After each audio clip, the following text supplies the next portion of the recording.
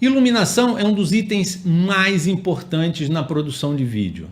Eu não preciso nem dizer para você que você precisa ter luz para gravar. Se você estiver no escuro, tudo apagado, numa noite sem lua cheia, sem luz nenhuma, se você apertar o REC da sua câmera, você vai gravar nada. Então você precisa de luz.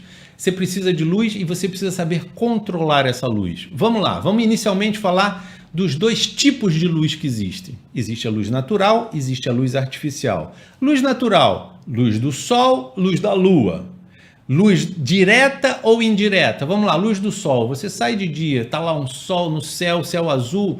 Essa luz é uma luz que a gente chama de luz dura, porque ela é uma luz pontual e ela faz uma sombra muito forte, porque ela sai de um único ponto, é uma luz forte, é uma luz dura.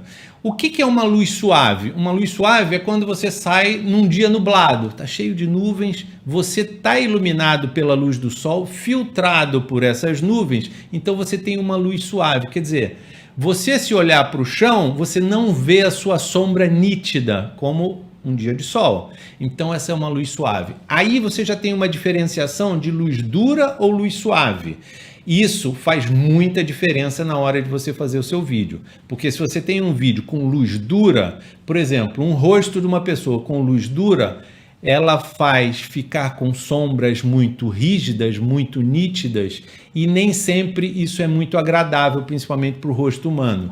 Outra coisa, você também não ilumina as partes de sombra da mesma forma que podem ser iluminadas se ela estiver difusa. A luz, quando você tem dias nublados, quando você não tem uma luz muito forte, ela é melhor para você trabalhar as composições em relação a tonalidades de luz. Quando a luz está muito forte, você tem claros e escuro muito nítidos, né? É muito contrastada, a sua imagem será muito contrastada. Como é que você diminui isso? Dá para melhorar isso? Dá. Já são dicas, tá? Se você estiver gravando, por exemplo, vou fazer um vídeo num dia de sol, tá um sol lá fora a pino, mas eu não queria essa luz tão dura. Aí você traz o rebatedor. O que é um rebatedor? Pode ser uma placa de isopor. A placa de isopor que você compra na papelaria para fazer o dever a brincadeira com as crianças, recortar bonequinho, uma placa de isopor de 1 metro por 50 já serve como um rebatedor. Então o que você faz para fazer uma luz suave?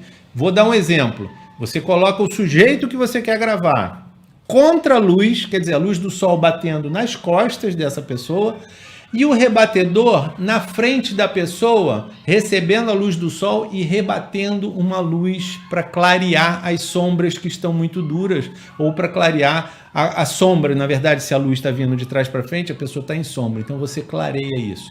Isso é muito usado nas fotografias, nos ensaios. Então, se você tiver uma graninha extra, vale a pena comprar aqueles rebatedores que abrem. Você tem até branco de um lado, dourado do outro, você pode rebater uma luz dourada. Então o rebatedor é uma coisa que é uma carta na sua manga que você sempre deve levar na hora que você for gravar, fazer um ensaio, alguma coisa externa, porque ele te permite dar uma luzinha a mais onde não tem, melhorando assim a uniformidade da iluminação da sua cena. Uma outra dica que você pode ter também quando grava do lado de fora, quando grava em externo, é ter uma luz dessas luzinhas de LED acoplada à sua câmera, que funciona como o rebatedor. Na verdade é o seguinte, a gente chama de luz de enchimento. Onde está meio em sombra, você joga uma luzinha de frente e você se aproveita da contraluz do sol, que é mais forte, para colocar uma luz no cabelo, colocar uma luz na cena. Isso é uma ideia na hora de você fotografar pessoas ou gravar pessoas. Essa luz que ilumina a cena que você vai gravar, seja ela uma luz direta vindo do sol, seja uma luz rebatida num painel branco ou num rebatedor dourado, prateado, essa luz precisa ser medida, não é isso? Porque a sua câmera, seja ela de um celular, seja uma câmera fotográfica, uma videocâmera, ela precisa saber a quantidade de luz que está recebendo a câmera para ajustar uma coisa chamada diafragma. É o que? Ela regula a quantidade de luz que vai atingir o sensor da sua câmera. O que é o diafragma? O diafragma, vamos fazer uma comparação com o nosso olho. É a pupila do nosso olho. Se a gente vai para a praia de dia, um dia de sol, e a gente olha bem para o olho do colega nosso, quem está com a gente vai ver que a pupila fica pequenininha, porque tem muita luz, ela se fecha, porque ela filtra a quantidade de luz que vai passar pelo nosso olho para ir para o nosso cérebro.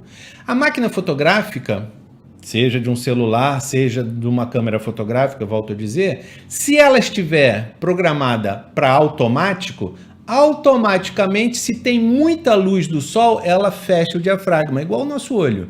Se tem pouca luz, ela abre o diafragma. Então, esse controle de quantidade de luz é importante. Por quê? É importante você conhecer isso na câmera, porque às vezes você sai para fazer uma gravação, por exemplo, na praia, e coloca a pessoa com o sol pegando no rosto. Legal, você tem uma iluminação muito forte e a sua câmera vai reconhecer que tem aquela luz, vai fechar o diafragma, mas está iluminado direto pelo sol. Quando você tem cenas que misturam sombra e luz, partes iluminadas e partes na sombra, automaticamente a sua câmera vai ler aquela quantidade de luz e vai fechar o diafragma ou abrir o diafragma, vai fazer uma média. Tem muita luz aqui, tem pouca luz aqui, ela faz uma média. Se você tem um rebatedorzinho para iluminar um pouco mais a área de sombra, legal, porque você vai jogar um pouquinho mais de luz onde está em sombra, a máquina vai se ajustar e você vai conseguir ler as coisas que estão nessa sombra com o rebatedor. O que acontece, em geral, muitas pessoas que não sabem dessa coisa automática da câmera, da leitura, é que você deixa ela ler e se tiver uma luz muito forte, por exemplo, se você vai estar na praia, pega a luz do céu, se você enquadra o céu, é muita luz. Então ele vai silhuetar o seu primeiro plano. Se tem uma pessoa ali no sol, está pegando um céu inteiro, ele fecha o diafragma, porque ele vai dizer assim, ó, tem muita luz entrando nesse céu, vou fechar. Quando ele fecha o diafragma, o rosto da pessoa que está em primeiro plano fica em silhueta, fica preto. Por quê? Porque ele diafragmou, né? Ele fechou o diafragma para a luz maior da cena, que é o céu. Você tem uma quantidade de luz na cena que você vai gravar ou que vai filmar. Quantidade, não estou falando de qualidade de luz. Quantidade de luz. Essa quantidade de luz tem que ser informada à sua câmera para dizer o seguinte, abre ou fecha mais o diafragma. Se você tem um controle manual desse diafragma, está muito silhuetado isso aqui, então você abre manualmente, não aceita a opção automática da câmera de colocar muito fechado o diafragma. Não, vou abrir um pouquinho. Então você, diafragmando manualmente, você clareia uma área que está escura, por exemplo, e o que vai acontecer com a área que está clara? Vai estourar, vai ficar muito mais clara, mas você vai ter uma leitura nas áreas escuras, porque manualmente você fez essa leitura. O que acontece com as câmeras na hora de ler essa quantidade de luz? Ela tem um sensor, joga o que você está enquadrando, ela joga para lá e volta para ela informando, olha, isso aqui está iluminado, tem tanto de luz, fecha ou abre o diafragma. Uma maneira de fazer isso manualmente é você ter um cartão cinza, porque o cinza não é nem claro, não é nem o branco total, não é nem a luz do sol e nem é o preto. É um meio termo. Eu vou dar um exemplo para vocês. Imagine que você está fotografando ou está gravando uma pessoa vestida de branco na praia. Então vamos lá. A areia da praia é branca, a roupa da pessoa é branca e o céu azul joga muita luz. Se você não tomar cuidado com o diafragma ou não tiver como diafragmar manualmente, o que vai acontecer? Vai dizer para a máquina assim, tem muita luz no céu, o vestido dela está refletindo muita luz, a areia é muito branca. Então ela vai dizer o seguinte, fecha o diafragma. O que vai acontecer com a sua imagem? Vai ficar completamente escura. Se você não tiver um controle manual para poder abrir um pouquinho e dizer assim, olha, obrigado por ter lido aí o diafragma da câmera, mas eu vou fazer manualmente, vou abrir um pouquinho e assim você vai ter uma leitura correta da quantidade de luz que você tem.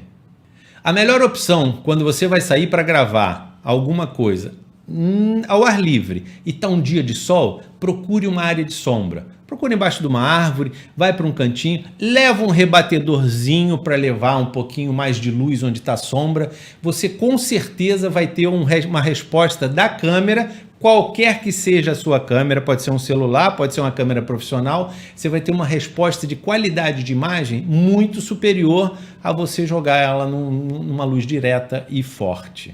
Falamos de quantidade de luz, agora vamos falar um pouquinho de qualidade de luz. Existem diversos tipos de iluminação. Você tem iluminação de luz natural, que tem uma temperatura de cor.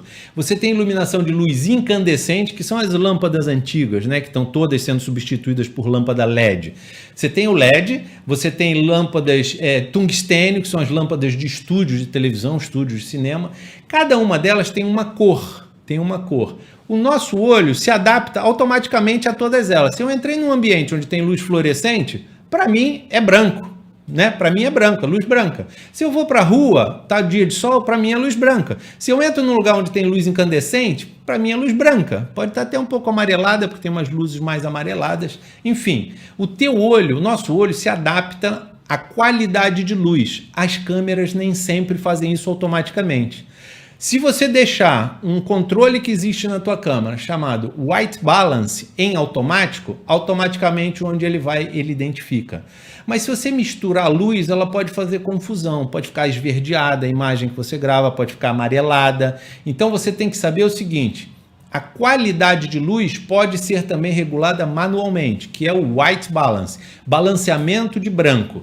Por que balanceamento de branco? Porque é o seguinte, se você lembra lá da história da aula de física, de Newton, disco de Newton, que você colore o disco, roda, roda, roda e fica branco, a soma de todas as cores em luz é branco. Então, se você regula a sua câmera com white balance, se você regula o branco para uma qualidade de luz específica, você automaticamente está regulando todas as cores que somadas dão o branco, entendeu? Então é o seguinte, você não precisa somar, eu estou falando de cores primárias, em luz, red, green, blue, vermelho, verde e azul. São as cores da televisão, não é isso? São as cores do monitor do seu computador. Essas três cores somadas em luz dá branco. Então, como é que você faz essa regulagem manual? Pega uma folhinha branca, vira a sua câmera para lá, procura onde tem white balance manual, vira para cá, aperta um botãozinho, espera 2, 3 segundos, pum, ok. Está balanceado o branco para a condição de luz que você vai gravar. Isso é o quê? Se você está misturando uma luz externa do dia, luz do dia, com uma luz interna de refletores ou de luz artificial, você tem a leitura da qualidade de luz correta para você fazer uma gravação e ficar com as cores corretas. As cores também são muito interessantes de você estudar um pouco mais a fundo, porque você entendendo cor, você vai entender de filtragem, que vai ser muito importante na hora que você estiver editando o seu filme para fazer correção de cor. Ah, minha imagem está meio azulada, eu queria, poxa, tirar um pouquinho esse azul, você dá amarelo, que é o complementar. Então, você conhecer cores, né, o disco das cores, cores complementares, cores aditivas, subtrativas, tudo isso é importante para a fase de finalização do seu vídeo. Vale a pena perder um tempinho, procura na internet cores primárias, aditivas, primárias e subtrativas. Estuda o disco das cores que você não vai perder, não vai ser tempo perdido. Até porque você pode depois precisar, inclusive em fase de gravação, de usar filtros nas suas câmeras. Quanto mais profissional é a câmera, é o equipamento, mais manual você vai ter que agir em determinados pontos e que você vai precisar desse conhecimento para você agir de maneira correta. Se você põe tudo no automático, beleza, você consegue fazer tudo, mas você está limitado ao que a máquina diz que você vai fazer e pronto, né? Você sabendo usar manualmente cada um dos recursos que essa máquina tem, tanto melhor vai ser o seu resultado.